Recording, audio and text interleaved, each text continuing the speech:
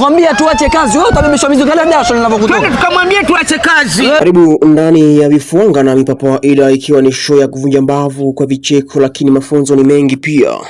Umenichongea. Nenda zako nyumbani bana. Uliambiwa usome ukakataa kusoma. Leo hii tunaangazia wale wasaliti ambao wanajifanya kuwa marafiki sana pale kazini. Labda unafanya kazi ofisini ama kwenye kampuni, wewe ni mwalimu au umeajiriwa kwa boma, wewe ni wa kuchunga ng'ombe au shambani.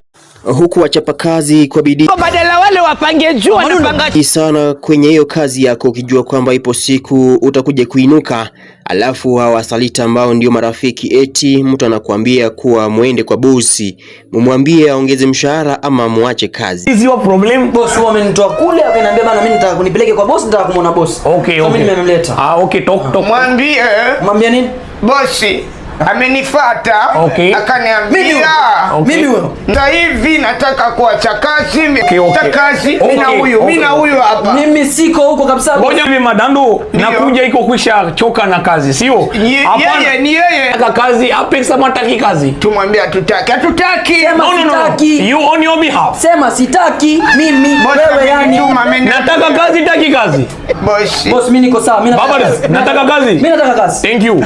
Okay. Bro, wewe si mwana, wewe ni snitch. Ngomani, enda nyumbani. Umenichongea. Nenda zako nyumbani bana. Uliambiwa usome ukakataa kusoma. Kufika kwa bosi anakuruka, sasa inasalia wewe ndiwe mwenye makosa.